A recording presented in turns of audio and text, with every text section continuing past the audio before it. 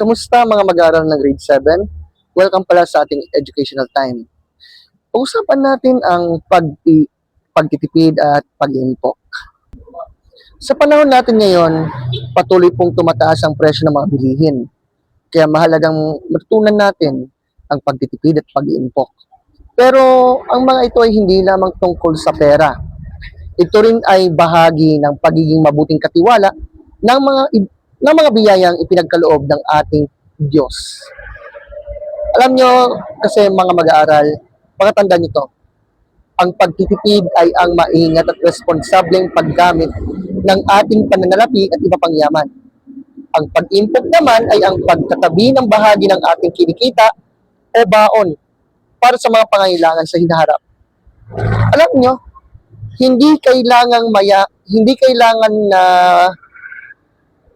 maging mayaman ka, na supposedly na mayaman ka para makapag-ipon ka. Ang pinakamahalaga dito, yung disiplina at tamang pagpaplano. Halimbawa, kung tumatanggap ka ng baon, maaari mong sundin ang 70-20-10 rule. Ilalaan ang malaking bahagi sa pang-araw-araw na needs, magtabi ng bahagi para sa ipon, at maglaan din ng kakaunting bahagi bilang pagbabalik ng biyaya sa Diyos o sa pagtulong sa kapwa. Sa ganitong paraan, tayo ay natututong maging responsable at mapagbigay. Mahalaga rin po na iwasan ang pagbili ng mga bagay na hindi naman po kailangan.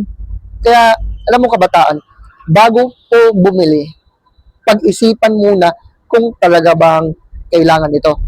No?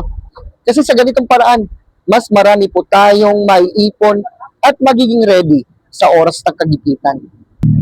Kaya pakatandaan po ninyo mga mag-aaral, bawat pisong natitipid at naiipon ay maaaring makatulong hindi lamang sa sarili ninyo, kundi maging sa inyong pamilya at sa inyong kapwa. Tandaan, ang taong marunong magtipid at mag-ipon ay nagpapakita ng pagiging responsable at mabuting katiwala ng mga biyaya ng Diyos. Sa pagtatapos,